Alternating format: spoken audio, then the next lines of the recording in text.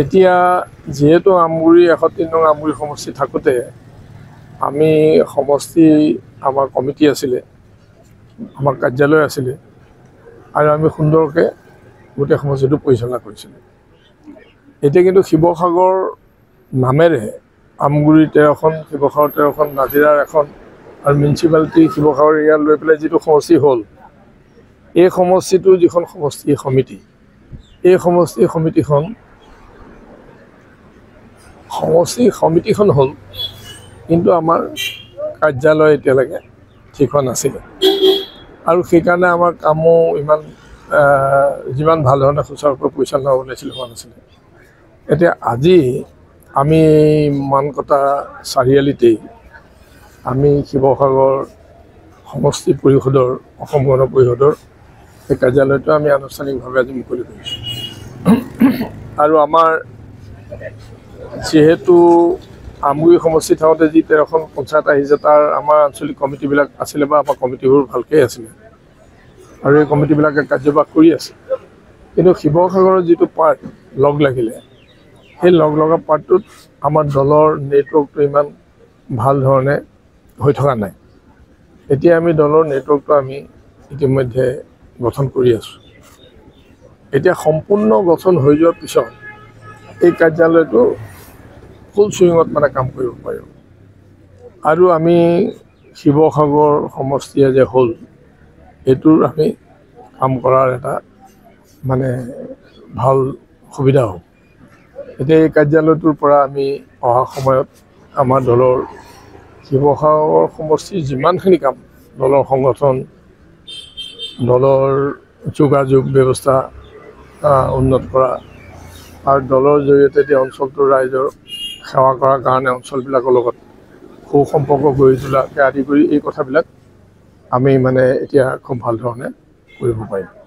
আৰু যিহেতু মানকটা চাৰিআলিতে এইটো কাৰ্যালয় ইতিমধ্যে মুকলি কৰা হৈছে, সেইটো আমাৰ এই 2,50,000 ভোটাৰৰ যিটো সমষ্টি হ'ব, এই সমষ্টিটোৰ এইটো একদম একেবাৰে মাজ স্থানতেই এই কাৰ্যালয়টো হ'ব। এইফালৰ পৰা আমগুৰিলেও যিমান দূৰত্ব হ'ব, ইয়াৰ পৰা দিচাংমুখলৈও প্ৰায় কাছাকাছি হ'ব। সেইকাৰণে সকলো কৰ্মী কাম কৰিবলৈ আহিবলৈ এই জেগাটোকে বহুত সুবিধা কৰিব।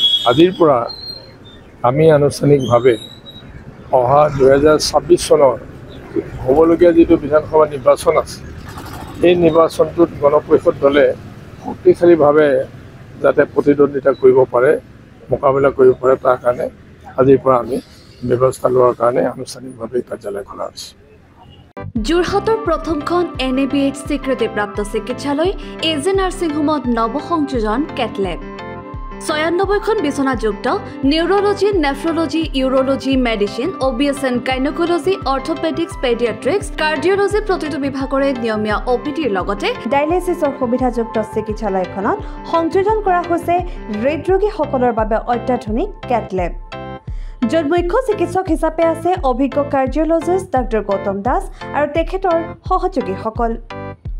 ইতিমধ্যে যোৰহাটস্থিত চিকিৎসালয়খনত প্ৰথমবাৰৰ বাবে সম্পন্ন হৈছে এনজিঅ'গ্ৰাফি আৰু এনজিঅ'প্লাষ্টি। ইয়াৰ লগতে 12খন বিচনাযুক্ত ICU, নিঅ'নেটেল ICU তথা মাল্টি স্পেচিয়েলিটি হস্পিটেল হিচাপে 3টাকৈ মডুলাৰ OTৰ উপৰিও 24 ঘণ্টাই ৰাইজৰ বাবে উপলব্ধ এক্স-ৰে, আল্ট্ৰাছাউণ্ড আৰু CT স্কেনৰ লগতে অত্যাধুনিক চিকিৎসা সেৱা।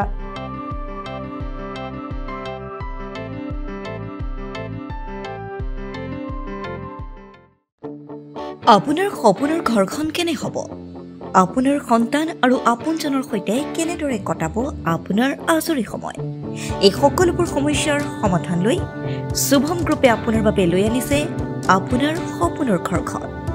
362টা ফ্লেটযুক্ত শুভম গাৰ্ডেনৰ সফল নিৰ্মাণৰ পাছতে 20 বছৰৰ ভৰসা, 16টা প্ৰজেক্ট, 28 লাখ বৰ্গফুটৰ সম্পূৰ্ণ নিৰ্মাণ আৰু 15 লাখ বৰ্গফুটৰ চলিত প্ৰকল্প নিৰ্মাণৰ অভিজ্ঞতাৰে যোৰহাটত শুভম গ্ৰুপে নিৰ্মাণ কৰিছে দ্বিতীয়টো প্ৰজেক্ট শুভম পাৰ্ক। অত্যাধুনিক সা সুবিধাৰে নিৰ্মিত শুভম পাৰ্কত আপোনাৰ আৰু আপোনাৰ সন্তানৰ বাবে থাকিব club, badminton court, community hall, kids play area, splash pool আৰু জিম ক্লাব। প্ৰতিটো ব্লকত থাকিব 2.5 BHK, 3 BHK, 3.5 BHK ফ্লেট লগতে থাকিব আপোনাৰ আৰু আপোনাৰ আপোনজনৰ প্ৰাপ্তিৰ হাঁহি আজিয়ে বুক কৰক আপোনাৰ সপোনৰ ঘৰখন যোগাযোগ কৰক 6003301010 নম্বৰত আমাৰ ঠিকনা সোণাৰীগাঁও তৰাজান যোৰহাট 785001 6000ৰো অধিক বাসিন্দাৰ ভৰসা শুভম গ্ৰুপ